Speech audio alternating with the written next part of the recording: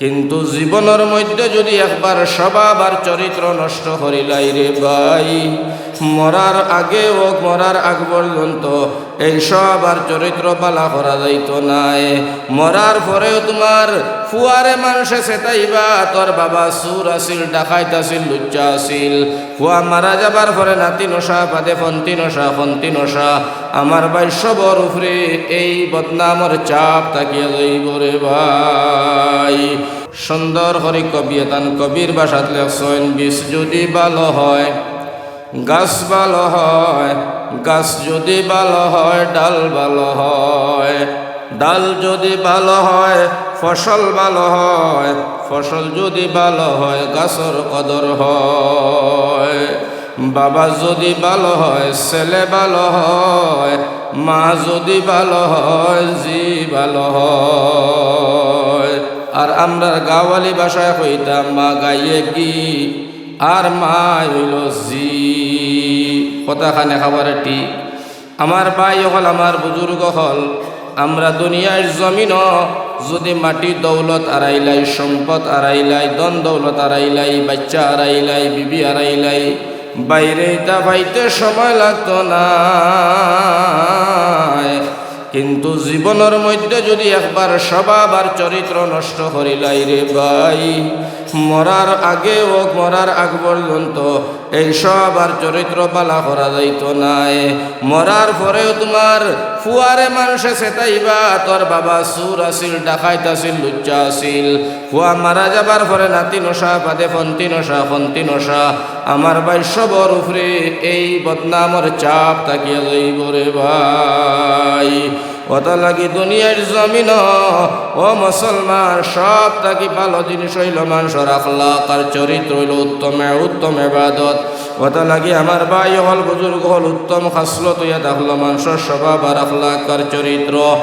এই সুন্দর চরিত্র আর আখলাক দুনিয়ার জমিন বনতে হইলে আমার ভাই হল, আমার বুজুর্গ হল, সুন্দর করিয়া একটা মাত আপনারা বুঝিও। দুনিয়ার জমিন এখানে বনতে হয় যদি আমার ভাই আমরা কোন জায়গার মধ্যে হামানি লাগবো, কোন জায়গার মধ্যে প্রবেশ করা লাগবো, কোন জায়গার মধ্যে আপনি আমি জীবন দান করা লাগবো, ও জায়গাটার নাম আমি আপনারা সামনে বয়ান করি। আর আমার আল্লাহ কুরআনের মধ্যে কইছেন, ইয়া আইয়ুহাল্লাযীনা আমানু দুখুলু ফিস-সিলমি কাফা। ও ঈমানদার, তোমরা পরিপূর্ণ ইসলামের ভিতরে হামাও, ইসলামের ভিতরে ঢুকো। যদি তোমরা পরিপূর্ণ ইসলামের ভিতরে ঢুকতে পারো তাহলে এই দুনিয়ার জমিনও শান্তি পাইবাই, আখিরাতের জমিনও শান্তি পাইবাই। আর ইসলামের পরিপূর্ণ ঢুকিয়া যদি তোমরা মুসলমান হইয়া মরি যাইতে পারো তাহলে আমি আল্লাহ ঘোষণা দিলাম 10টা পৃথিবীর সমান একটা জান্নাত তোমরা আমি আল্লাহ দিমু। হো সুবহানাল্লাহ। অত লাগে আমার ভাই কুরআনও আইছে আল্লাহ কইরা যে এই পৃথিবীর জমিনে মুসলমান ইয়া মরবার লাগিয়া আয়াত দিয়ে আল্লাহ বুঝাইতরা। আল্লাহর কালামও আইছে, ইয়া আইয়ুহাল্লাযীনা আমানু তাকুল্লাহা হাক্কা তুকাতিহি ওয়া লা তামুতুন্না ইল্লা ওয়া আনতুম মুসলিমুন। আল্লাহ রাব্বুল আলামিন ফরমায়, ও ঈমানদার, মরার আগে তুমি মুসলমান হও, মরার আগে তুমি মুমিন বনো, মরার আগে তুমি ঈমানদার বনো, মরার আগে তুমি দুনিয়ার জমিনও আমি আল্লাহর বনো, আমার হাবিবর বনো, মরার আগে তুমি জান্নাত দুনিয়ার জমিনও বানাও। যদি তুমি মরার আগে এই মুসলমান হইয়া মরো না, মুমিন হইয়া মরো না, আমি আল্লাহর আযাব বড় কঠিন, আমি আল্লাহর আযাব গ্রেফতার হইবাই। মুসলমানের বাচ্চা দুনিয়ার জমিনও তুমি মরার আগে মরিয়া, মরার আগে মুসলমান হইয়া আমার কাছে আইও, ইমান লইয়া আইও। মরার আগে তুমি মুসলমান হইয়াও, মুমিন হইয়াও। এখন ইকনান করতে হইলে আমরা খাম কিতা করা লাগবো ওখানে বুঝাইবার লাগি আপনারা আমি ওখানে মাতিয়ার। ও হনুকা মেইন মাত হয়েছে, মেইন মাত হইল আমার ভাই হল, আমার বুজুর্গ হল, ও ওখানে হইল আসল কথা।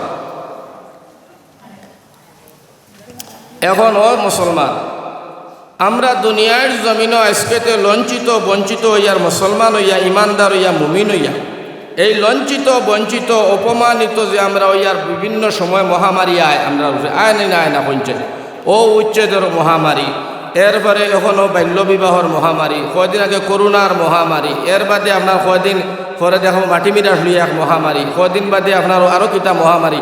আমার ভাই হল বুজুর্গ হল ইটা আল্লাহর তরফ তো নে আয় রে ভাই, এর অর্থ হয়েছে কি এটা গজব।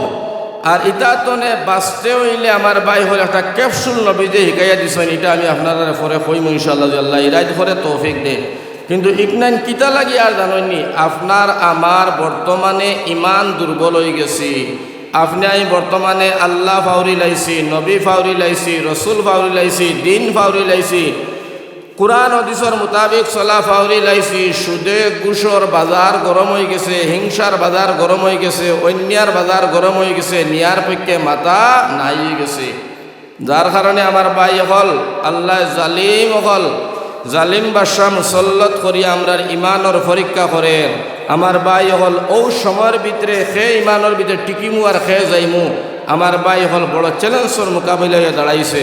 ওটা লাগে ইমান সম্পর্কে তোলা মাতি, যদি আল্লাহ তৌফিক দেন আপনার ফায়দা হইব, আমারও আওয়াজকে স্বার্থ হইব।